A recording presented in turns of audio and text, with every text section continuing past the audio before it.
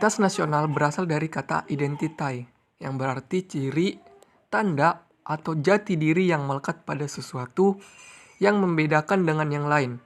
Dan untuk kata nasional yang berarti kelompok lebih besar yang diikat oleh kesamaan fisik, seperti budaya, agama, dan bahasa. Dan untuk kesamaan non-fisik, ada keinginan, cita-cita, dan tujuan.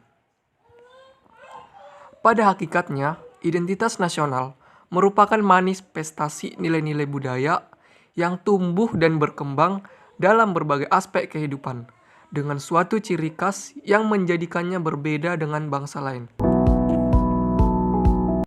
Yang pertama ada Kesatuan Indonesia.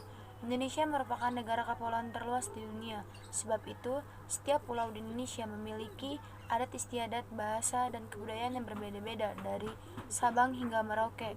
Dan Kesatuan Indonesia merupakan identitas nasional yang sangat berharga dan unik, sehingga menjadi ciri khas tersendiri bagi bangsa Indonesia. Yang kedua, persamaan nasib. Semua hal ini dibuktikan dengan sejarah yang menegaskan bahwa Indonesia dijajah oleh bangsa asing dalam waktu yang cukup lama. Pada saat itu, kondisi tersebut dirasakan oleh hampir seluruh rakyat Indonesia, dan hal ini tercermin dalam identitas nasional yang ada dalam pembukaan Undang-Undang Dasar 1945. Yang ketiga, keinginan untuk merdeka. Seluruh penduduk Indonesia memiliki keinginan untuk sama-sama terbebas dari belenggu penjajahan, baik penjajahan secara fisik maupun penjajahan secara mental, sehingga hal ini sudah tercantum di Undang-Undang Dasar 1945 yang berbunyi, segala bentuk penjajahan di muka bumi ini harus dihapuskan. Pertama agama, yang kedua itu suku bangsa, yang ketiga itu kebudayaan, yang keempat itu bahasa. Jadi dari sisi agama, seperti yang kita ketahui, Indonesia merupakan negara yang menjunjung tinggi nilai keagamaan dan ketuhanan, sehingga di Indonesia terdapat berbagai agama yang menjadikan suatu ciri khas dari Indonesia itu tersendiri, yang toleran terhadap setiap agama yang diakui oleh undang-undang. Contohnya agama Islam, agama Katolik, Kristen, Hindu, Buddha, dan lain-lain. Yang kedua ada suku bangsa. Suku bangsa juga dikenal sebagai unsur pembentuk akan identitas nasional tersebut. Karena Indonesia terdapat banyak sekali suku bangsa, jadi itu merupakan suatu ciri khas dari Indonesia itu sendiri. Nah, yang ketiga itu ada kebudayaan. Kebudayaan merupakan pedoman atau rujukan bagaimana manusia bisa menghadapi keadaan lingkungan sekitar guna bertahan hidup.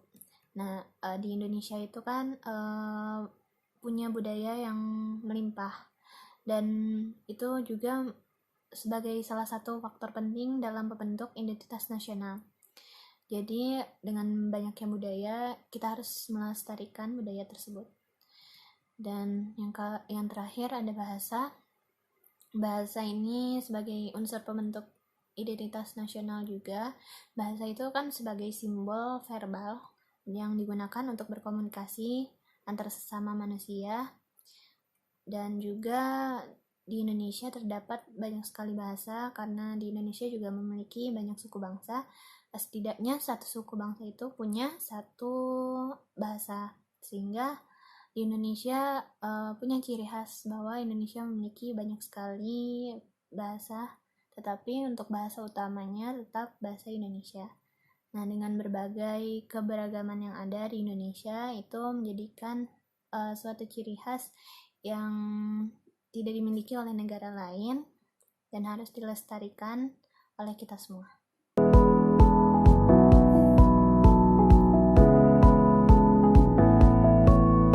Ada dua faktor, yaitu ada faktor objektif dan juga ada faktor subjektif.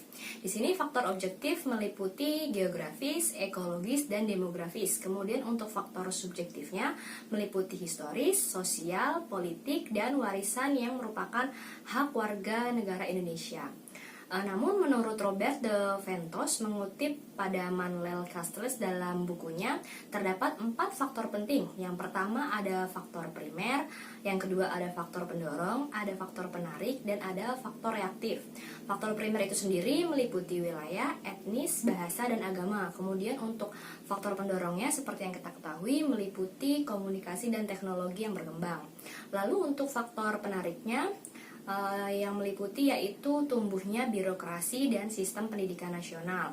Untuk faktor reaktifnya pada dasarnya mencakup proses pembentukan identitas nasional yang berkembang dari masa sebelum Indonesia merdeka.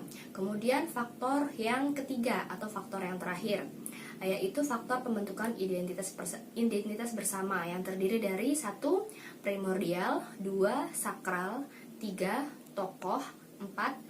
Bhinneka Tunggal Ika, 5. Sejarah, yang keenam perkembangan, dan yang ketujuh atau yang terakhir adalah kelembagaan. Terima kasih.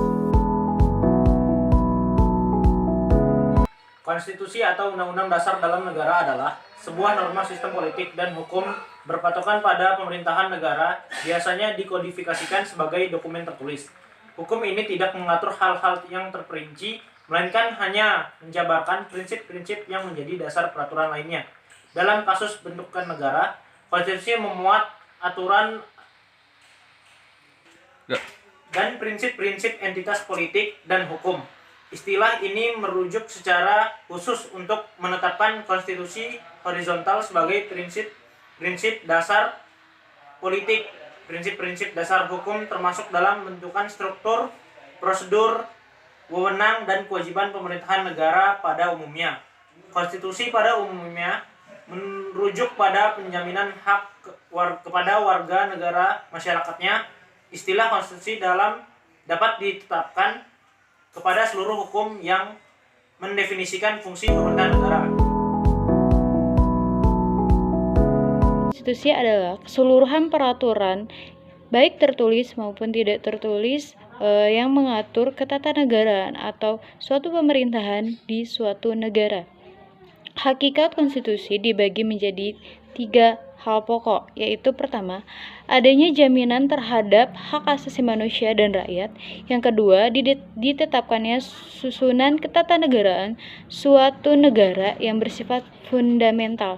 Yang ketiga, adanya pembagian dan pembatasan tugas ketatanegaraan yang bersifat fundamental. Fungsi konstitusi adalah yang pertama, tata aturan dalam pendirian lembaga-lembaga yang bersifat permanen. Yang kedua adalah tata aturan dalam hubungan negara dengan negara yang lain. Yang ketiga adalah sumber hukum dasar yang tertinggi. Jadi, segala hukum mengacu pada undang-undang atau konstitusi tersebut. Terima kasih. Apa sih konstitusi negara Indonesia itu? Konstitusi negara Indonesia adalah Undang-Undang Dasar 1945 atau yang biasa dikenal dengan sebutan UUD 1945.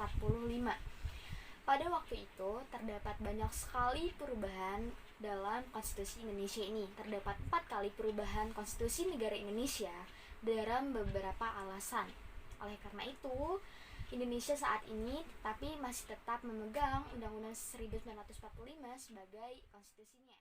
Nah, pada kala itu pemerintah parlementer juga banyak sekali menghasilkan perundingan. Salah satunya yaitu ada Perundingan Linggarjati, Perjanjian Romroyen, Perjanjian Renville, dan Konferensi Meja Bundar. Itu Undang-Undang Dasar 1945 menjadi konstitusi kita saat ini karena Undang-Undang 1945 atau biasa yang kita kenal dengan sebutan UUD 1945 kita masih pakai karena mengandung hukum tertulis atau basic law, di mana dalam hukum tertulis tersebut terdapat bagian-bagiannya, yaitu ada pembukaan, batang tubuh, dan penutup.